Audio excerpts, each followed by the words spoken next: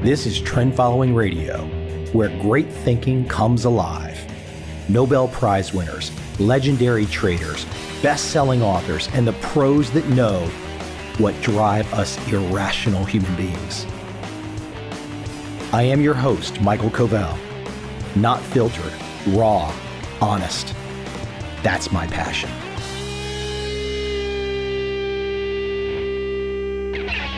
My guests today have a little bit of a partnership. They happen to be professors, their day job, at Wharton, a nice little school with a quite nice little reputation. You've perhaps heard of Wharton. I expect you have. My guests today, Christian Terwiesch and Nicolaj Siggelkow. Nicolaj and Christian have teamed up to author the book, Connected Strategy, Building Continuous Customer Relationships for Competitive Advantage. They asked the big question, what if there was a way to turn occasional sporadic transactions with customers into long-term continuous relationships while simultaneously driving dramatic improvements to operational efficiency? What if you could break your existing trade-offs between customer experience and low cost? This is where my two guests go today. And it's a damn inspirational perspective for me. Because let's face it, we are all connected. And if you are a business owner, if you are an entrepreneur, if you are an author, if you are whoever selling whatever, you're connected. That's a given. That's a fact of life. So now that you are connected, what will you do with that ability?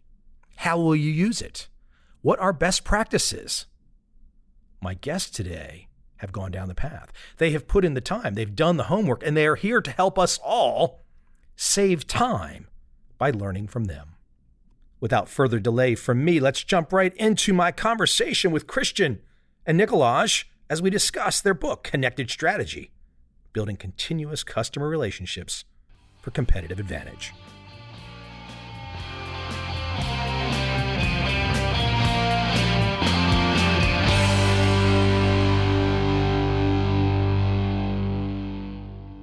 I want to start with an example, a simple example, just from my mind, my world. I've had a little thing that I've done since 1996, having an online business continuously since then. I respond to every email. It's a small thing. It's a very tiny thing, but it's allowed me to feel connected. In some ways, I'm just curious your initial thought when I say that, because where you guys have gone, I think it's what I've been imagining for 20 years, outlining and going down the path of this connected strategy. It's been pretty obvious we should all be here for a long time, but maybe we're just starting to get there now, huh? Really what has changed is the depth of information that can flow between parties more easily. So when you're saying you're responding to emails, that means that you had received some information from someone via an email, and then you're responding. Obviously, that's better than what used to be, where someone has to write you a letter. That would be more cumbersome to get that information to you, and then you would write a letter back. Email is a bit easier, but it's still a relatively thin information stream. You get a couple of lines from your listeners, you write back a couple of lines. We are seeing kind of with these new technologies is that the information flow can be so much more richer between different parties that then allows us, for instance, to learn more about a particular listener, let's say, and maybe even, let's say, send them back a recommendation. Oh, I know that you've been making comments on these kinds of shows over these kinds of people. And in 2 weeks, actually, another show of this is coming up. So why don't you tune in? So we're getting a bit more of customization going on. So that's, I think, kind of what we are seeing happening right now. Yeah, I think certainly email was the first baby step in that direction, though, right? I mean, if we think about our academic world of publishing and peer review, Nicolaj and I have been in this business roughly since you mentioned your show, 1996. We've been in this business for over 20 years. And in the old days, you would submit your papers to journals and you would send them in the mail. And then a year later, you would get reviews back in the mail. And 2 of those 4 reviews get lost in the mail. And it was a very kind of episodic and high friction process. Now, email hasn't cured that, but it's much easier sending you an email. And now the idea of sending somebody a letter is very rare. Emails were a first baby step, but really only a very small step on the journey. Let me ask the big picture kind of setup question for the audience. The start, the genesis. for this notion of connected strategy, and we're going to have to let you guys define it. But what was the aha moment, or was it just a series of events over a longer period of time? Was there a critical thing? Because this is a collaboration. Feel free to explain how and why this became a collaboration. But what was the genesis? What was the start? How did you guys go down this research path? We both had this insight about 3-4 years ago that the nature of interactions between firms and customers was changing. We saw this first in healthcare, where we have colleagues here at Penn Medicine who are working with patients and kind of working on things called connected healthcare, where really the idea is that the hospital would connect with their patients not while they're in the hospital, but all the time after discharge, overseeing what the patients do, whether they take their medications, whether they're active, whether they're moving around.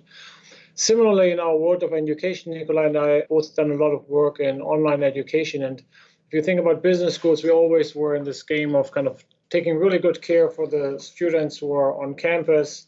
We give you a very intense and rich 2-year experience, but then once you graduate, we only ping you for money. And again, what we've tried to do is just to kind of soften the borders between when you're here and when you're gone. We try to be always connected now to our students, even after graduation. And so we've seen this across a number of industries, that this idea that these episodic interactions would be replaced by continuous relationships. And that was for us kind of the moment we realized it was a new phenomenon to be studied. Yeah, and it's kind of, in part, both Christian and I are co-directors of the Mack Institute for Innovation Management here at Wharton. So we have a number of partner companies. So we're, in touch with managers from those companies and through our executive education. And it's kind of that theme of connectivity has been coming up. And there's so many new technologies out there that managers are somewhat, confused about of how do I use them? How do I create new business models around them? So that kind of got us inspired, and we felt really our comparative advantage would be to have a cross-industry look at this. Clearly, healthcare was kind of one of the initial examples, but it's like in any industry that you're currently seeing, firms are really actively trying to kind of reshape the way they connect to their customers rather than just waiting for a customer to show up, being able to potentially anticipate needs of customers and having sort of this much richer relationship with them. And that seemed to be kind of a general phenomenon. Let's take it down to something very tangible. I'm holding in my hands right now Mr. Apple's latest and greatest iPhone. So this connected strategy that you're envisioning, and I want to go down the path of some examples with large corporates and just the exact ways. For example, you mentioned the hospitals connecting with patients, but I assume the connected strategy did not exist or could not really have existed without one of these devices that I'm currently holding in my hand. Well, you're absolutely right that kind of technology allows us to do things nowadays that we were not able to do before. But I think one key thing that we want to stress, or we do stress in the book, technologies quite often are actually created by firms that then actually don't really employ them in their connected strategies. So if you think about an Uber as one of these examples, Uber did not develop iPhones or Google Maps or GPS chips, but they put those technologies together to create a new business model, right? And say, oh, here we have a way of putting these technologies together to really disrupt an existing industry. Technologies clearly play a role. You're absolutely right. Cell phones are quite often an element of that because there are many, many sensors on that. It works as a relay station in information transmission, right? It has enough CPU power to quite often actually even work sort of almost like as an edge computer, right? Computing, analyzing some of the information that it gathers. That's an important piece, but we see many other connected strategies that don't, for instance, rely on cell phones. Yeah, we highlight in the book the example of Disney, where it's the company that came up with this idea of the magic band, only before cell phones were broadly used as they are used today. Again, it started with technology, but as Nicolaj said, it was not just kind of coming up with a piece of connected technology that let Disney kind of track their guests, where they were in the park and who these guests would be. It's designing the user experiences around those. What we found interesting with Disney is when they opened the Shanghai operation, which has been their latest park, a dramatic success, huge investments in technology. But interestingly, the Magic Band was not part of that. And the reason was actually the cell phone, the iPhone, the Androids, is that they realized basically now that everybody has a smartphone, they can provide user experiences that are magic to everyone, as opposed to relying on the Magic Band before. Let's talk about that. And maybe I'm jumping ahead a little bit, but the notion of personalization, because I think of this myself. Like, I want to be able to respond to everyone, as I mentioned, via email, but I'd like to be able to have my responses beyond that, because as you say, that's them reaching out to me reaching back out to them. And I do this with newsletters and whatnot, where you kind of have that permission marketing. But that's the real trick, isn't it? It's like getting the permission and then giving the feedback, giving the interaction with the end user where they truly feel like you're not just throwing at them something that's not for them, meaning they're not just part of a big group.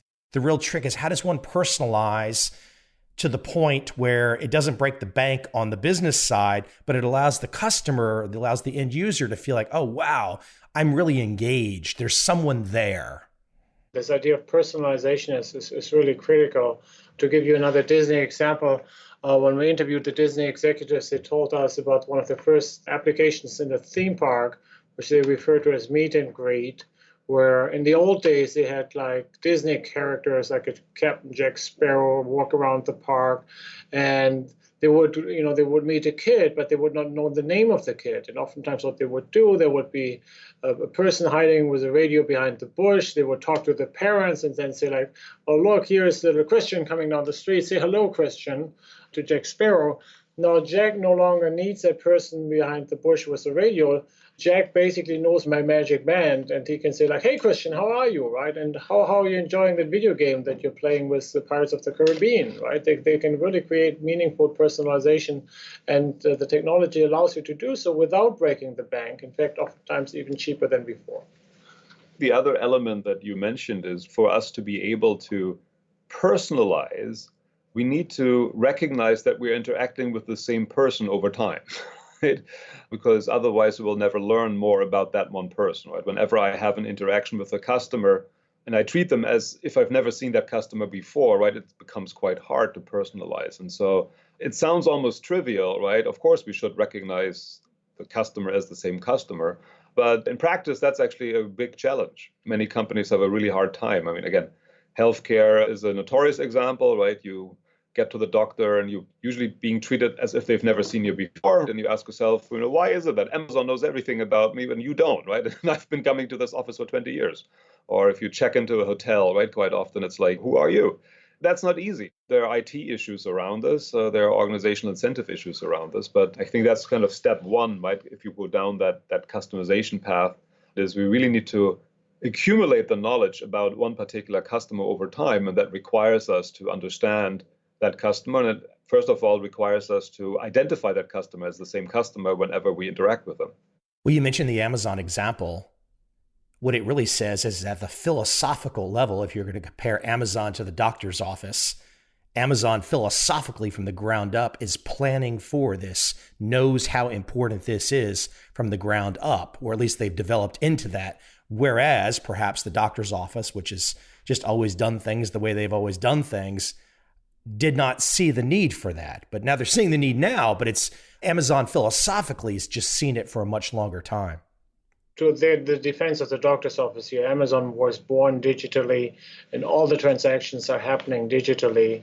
I think I see it here as a professor. I teach some 300 different MBA students every year, maybe another 500 to 1,000 different executive education students. And in theory, if I would practice what I preach, I would be able to greet everybody by name. I would basically be remembering which courses they were and what questions they had asked. It is oftentimes quite hard in the analog world to have that level of consistency across interactions, remembering the interaction that you had in the past, then the skills to personalize it.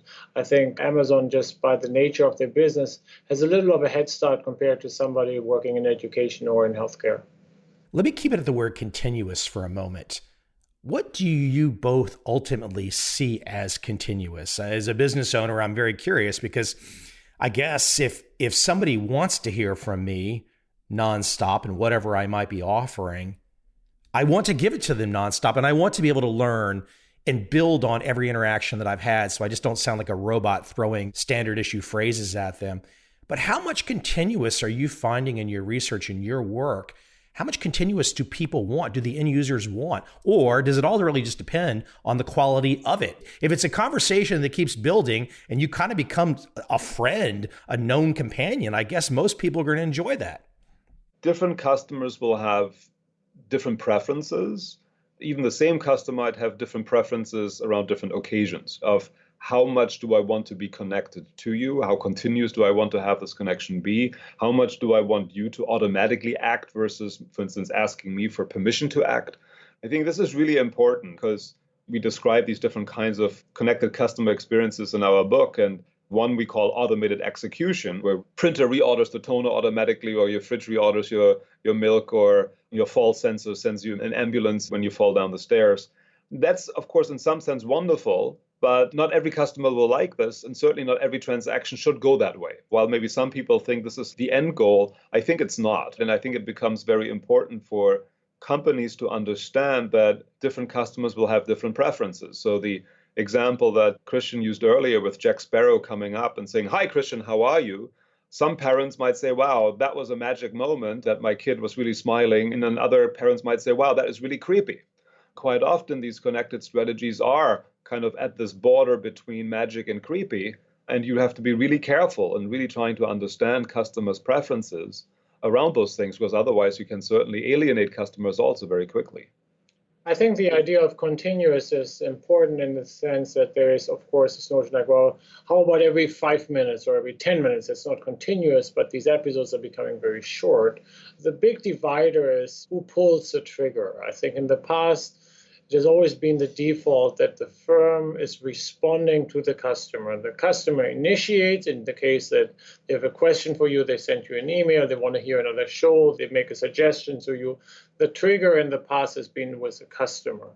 The new thing here is that oftentimes now it is the firm that pulls the trigger, realizing there is a state of mind, there's a situation, there's a context in which the customer would benefit from interacting with the firm. And the firm is not waiting for the customer to pull the trigger, it is pulling the trigger for the customer proactively. And that requires really that you are aware of what the customer is doing, in what context they are, and what state of mind they are. And that is making the continuous piece so important. What would be a good firm pulling the trigger example that you could share, perhaps beyond where we've gone so far with Disney in the healthcare space, something that people might recognize and go, "Oh, wow, I can see how that's been a huge success to that particular firm," where the firm's pulling the trigger versus myself is emailing the firm? Think about financial services in a world where in the past banks have been sitting there waiting for customers to approach them with sessions to have advice, seek advice for investment decisions, waiting for the customers to say, like, "Hey, how about I refinance my mortgage?" Asking, like, "How's my retirement account doing?" There's really no reason why a good bank, with all the data that they have, shouldn't take a much more parental approach to the customer relationship and say, like, "Hey, Christian, look, I notice you have been spending too much in the last 30 days. Are you thinking about your target for saving this month? Have you rebalanced your portfolio recently? I noticed that there's situations here where you would benefit from tax implications if you sell some of these shares before the year end." All of those were situations where in the past, customer centricity was defined as, well, let's have the customer come to the bank and be responsive. But we can do more. We can be more proactive than that and just tip that those would be situations where you would pull the trigger before the customer puts out the request. Let me go back to magic versus creepy for a moment. I thought that was an interesting way to phrase it. In your research, and I'm assuming the answer would be yes, but gosh, who knows? Is there any age-dependent aspect to that, the creepy versus magic? Do you find that people that are perhaps, I watch my parents in their 70s, my father still, I tell him, I say, "Look, this is something completely outside of the box, tangential, but hey, you don't have to pay all these things by check. You can automate these things." But there's a certain desire to want to keep things the old way. Why don't you speak to the notion of age in the acceptance of connected strategies? That's certainly true, but that's nothing particular to connected strategies, right? I mean, I think that is something about any technology that unfortunately our kids are always more adept at using whatever it is than we were, and we are more than our parents are. So I think that's probably kind of more of a human thing, just in terms of adopting new technologies. But there is a question around the level of comfort that I have with sharing data. The generation that's growing up right now, our kids, they are more, I call these digital natives. This idea that I'm always connected to my friends. And even if I have moved, I'm still connected with them. I've traveled around the world and I've met some people and I still connect with them. They've grown up in this world where information exchange is, again, much richer. And so the idea of sharing more information, not just with my friends, but maybe with other companies, with other organizations, I think the level of comfort is much higher in that. And so clearly there is sort of a bit of an age dependence here. I think the other interesting question, which is still a little bit out, is sort of, is this age or is there something even more fundamental going on? Some people would say, well, kind of the millennials, right, they are fundamentally different from any other generation. Or is it just these are the young people, and young people are always different than old people? That is still, I think, to be seen once our millennials all become parents and have kids, and maybe their preferences might change again quite a bit from what they currently are. So that I would still say the jury is out. But you're absolutely right that younger people have a much easier time thinking about sharing information and using data as a currency in some sense, right? That's kind of where they're growing up. A little story here that we had heard from in one of the conferences, one of our participants said, he went to Home Depot with his young cousin. They get to the checkout counter and the salesperson says, oh, could I get your zip number, please, a zip code, please? The young cousin said, sure, if you give me a 10% discount, I'll give you my zip code. And, oh, if you give me a 20% discount, I can also give you my home address and my email. So this idea of here's data and I know it's valuable to you, so I should get a cut of that, I think is becoming sort of, again, more and more natural to the younger generation. Beyond age, I think there's also region, right? I mean, Nicolaj and I have done a fair bit of work with Chinese companies. We are always amazed by how frequently ideas come up around connected strategies, in the sense that many American companies think of those as very visionary, and the Chinese companies say, like, yeah, of course we do this. We've been doing this for a couple of years. So it looks like China and the Chinese business community is a couple of years ahead of us. And they're much more, again, comfortable using data as a currency. They're used to this idea of being monitored for all kinds of political reasons, obviously. So a very different attitude of the consumers towards this idea of continuous relationships. Keep it there at the Chinese discussion for a moment. Obviously, on the political side, there's cameras everywhere in China. And that's like, I'm going to Beijing in about 2 weeks. I haven't been for a couple of years.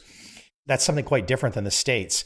Where is inside China the collaboration or the sharing of data? Is there any? Because obviously I would think that all the digital, the Baidus, the Tencents, the Alibabas, they would love to have access to the information that the government is gathering. And I know that the relationships between the corporate and government in China are going to be different than in the States.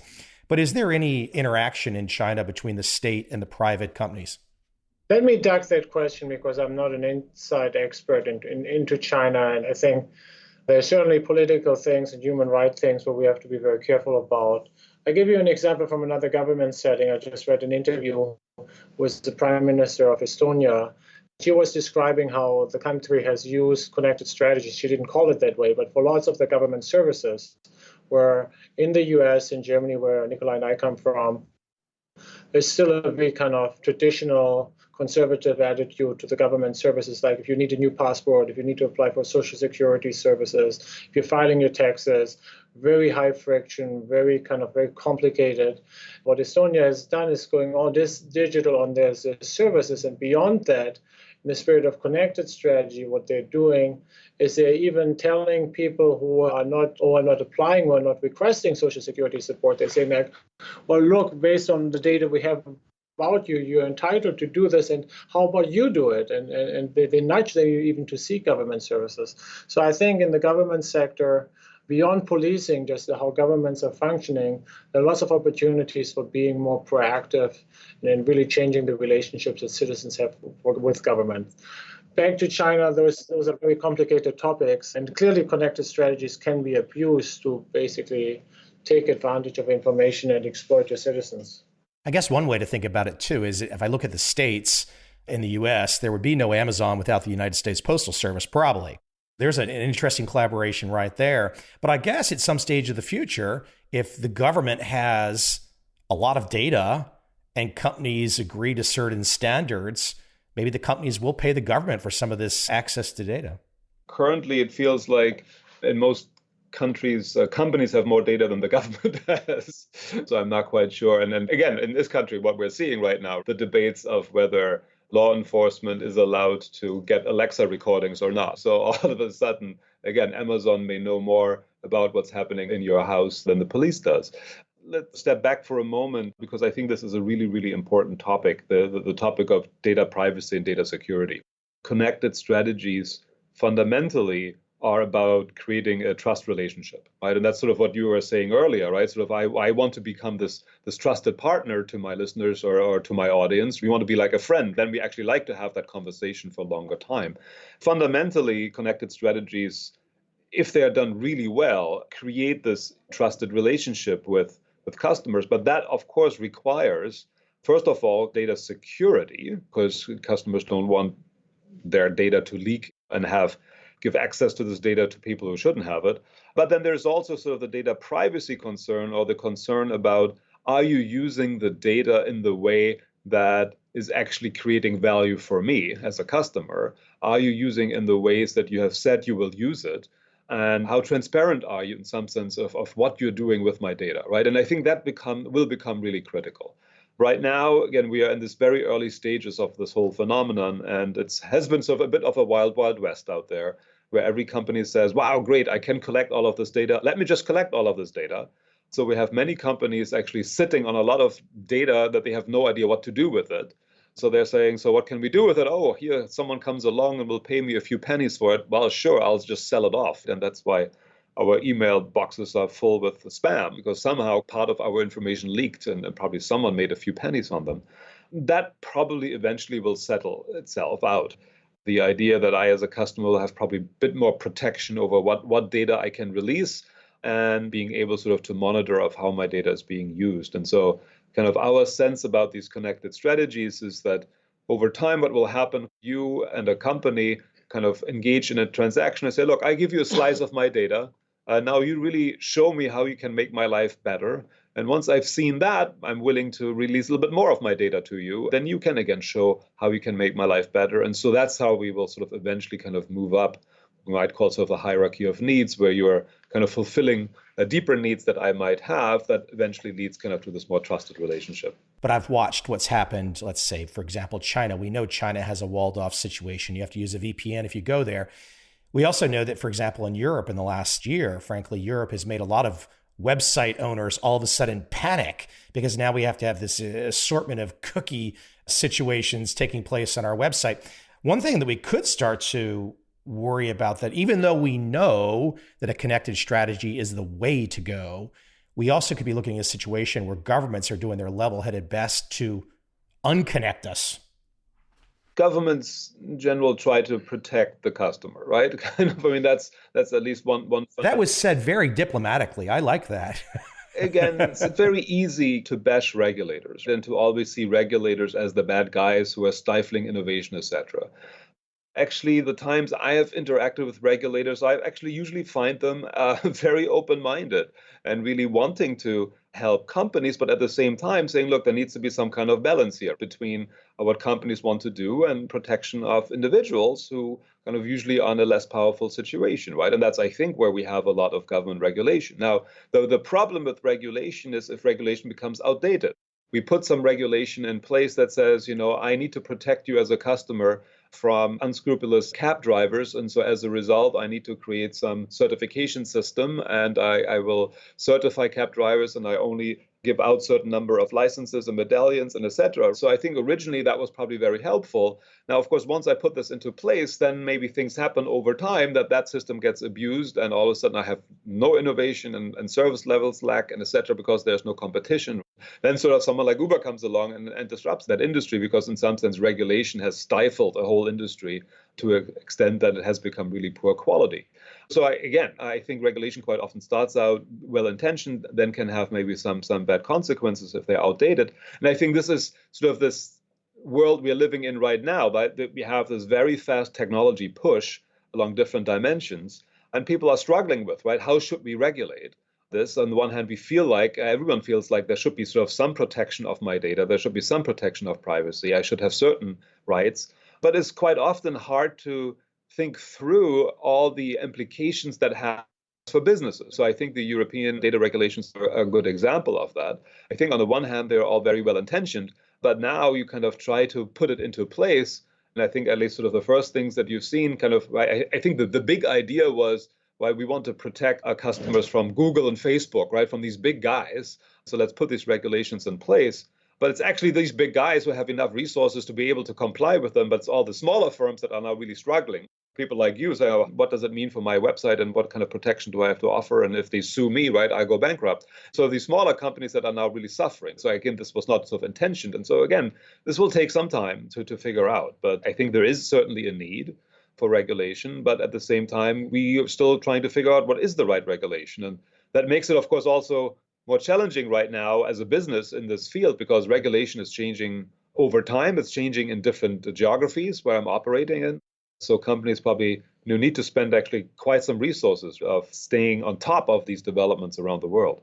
Yeah, and to wrap up the topic of regulation, we did not write the book for regulators, but we do believe that there are lots of lessons in there. In particular, we outline these 4 different ways that firms can take advantage of connectivity to form different forms of connected relationships with their customer. Understanding those 4, I think, is something that people who are working on legislation, I think, have to understand. And then we outline also 5 ways in which supply chains, value chains can be changed because of connectivity. And again, I think those are kind of 5 useful worldviews, configurations of value chains to keep in mind for those who are sitting down in Washington or elsewhere and coming up with new regulations.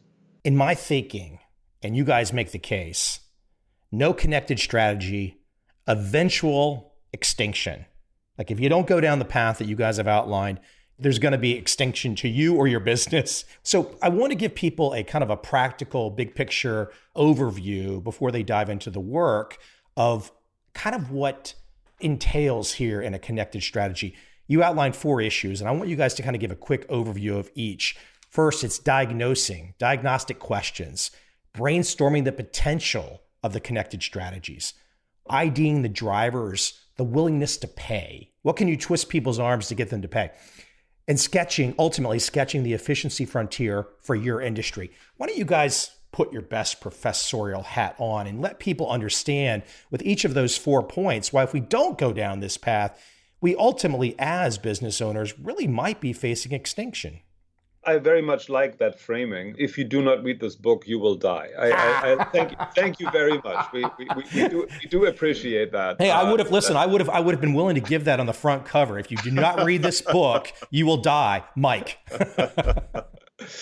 The fun part of writing this book together with Christian is fundamentally an operations and innovation professor, and I'm a strategy professor. And both of these things come together in this book. So there are sort of some fundamental issues around strategy that are important no matter what kind of strategy you're thinking about. So one of those fundamental ideas is that in order to create a competitive advantage in the marketplace, you need to increase the gap between how much value customers see in your product and the cost it takes you to create that perception of value in the eyes of the customers.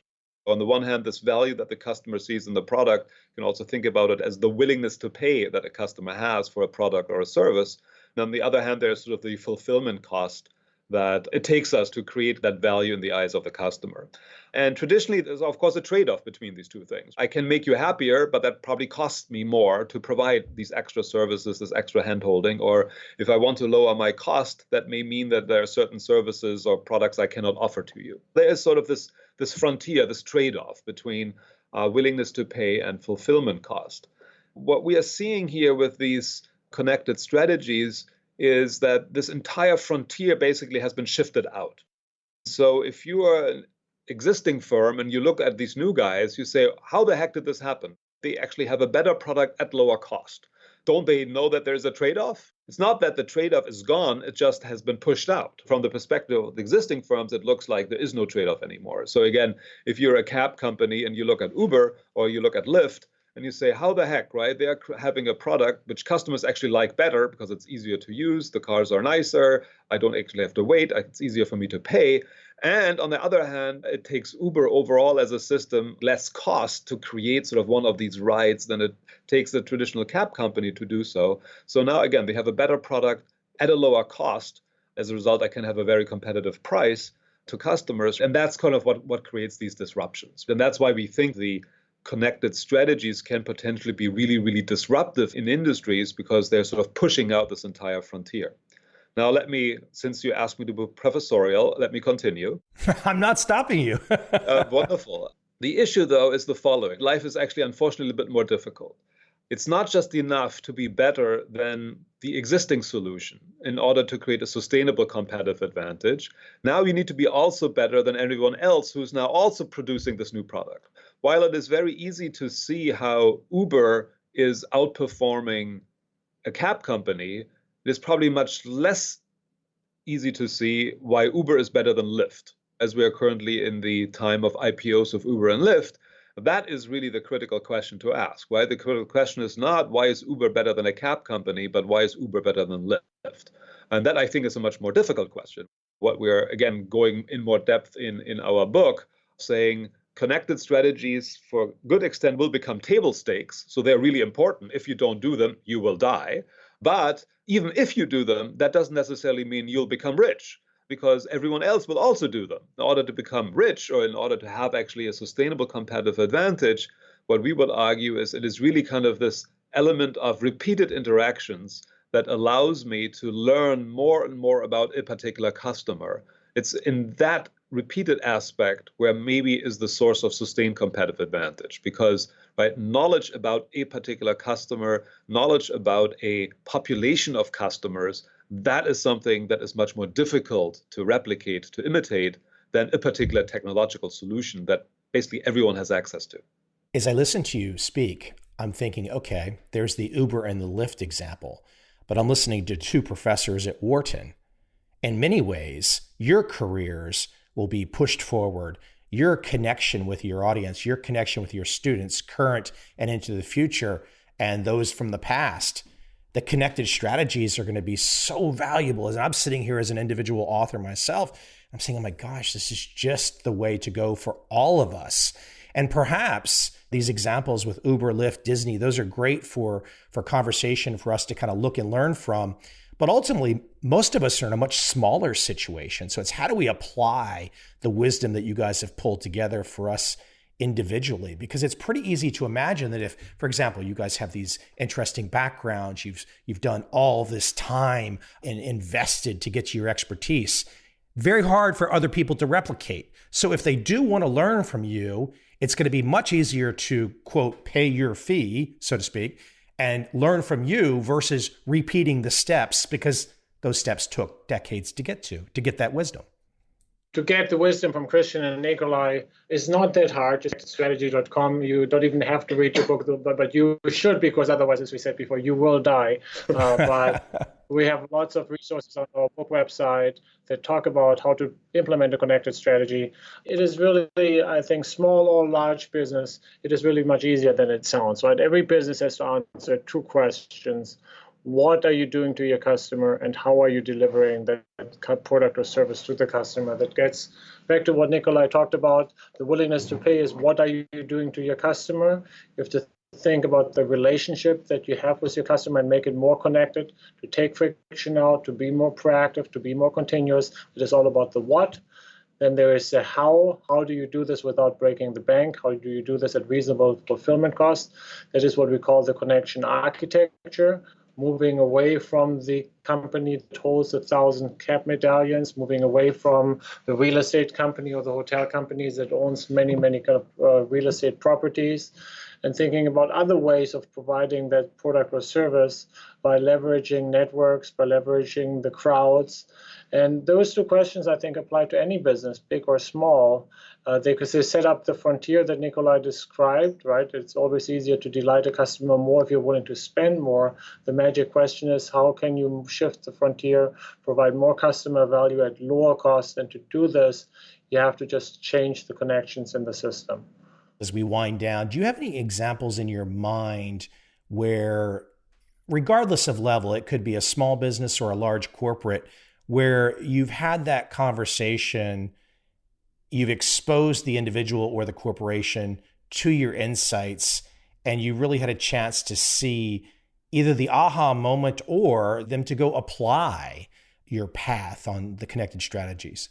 I mean, stay with education for a moment, since this is the industry that Nicolaj and I are coming from. what you have seen is that, I mean, the big business schools, the big universities, all have heavily invested into online education, and that's been very helpful. A lot of that, platforms like edX or Coursera, we provided educational content for free.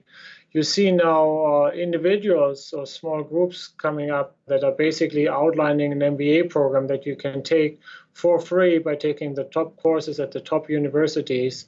And that's basically just a form of what we call a connection architecture. Rather than these folks themselves offering courses, they are curating content. They're basically leveraging content that is already out there.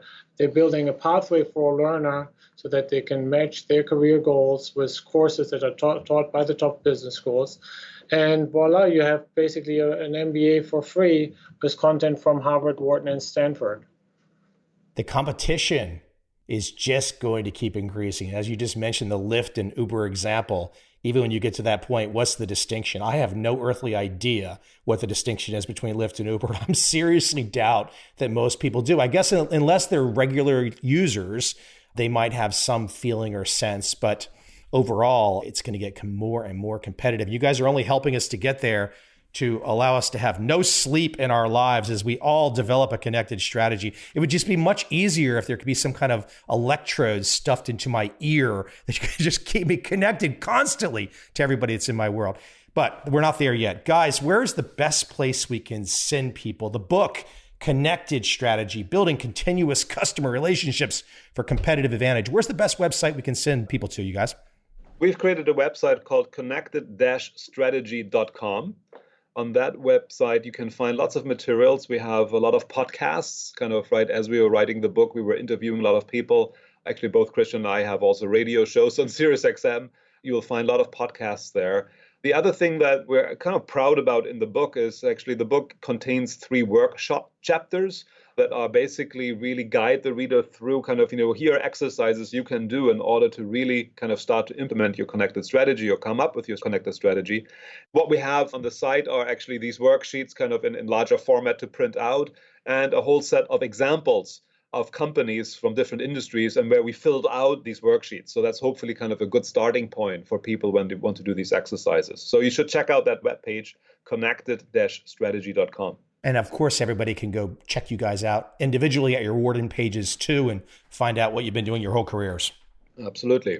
Yeah, if you have names like Siggelkow or Terwiesch, you have no place to hide on the internet. Hey, that's nice though, right? If someone gets the spelling right, they are not going to not find you. I love having a unique last name because then people, they just cannot not find you. It's great. So, hey guys, I appreciate you taking the time today. Thank you very much. Absolutely. Thank you so much. It's been a pleasure.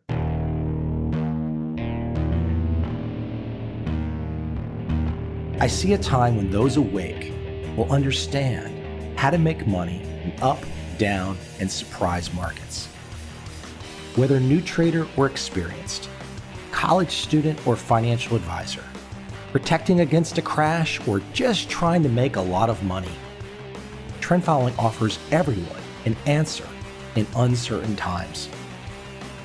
To get started immediately, send me an email, michael@covel.com. I will send you the right trend following steps to take along with my free video. But if you want to buy and hold, trust the government and trust Wall Street, this is absolutely not for you.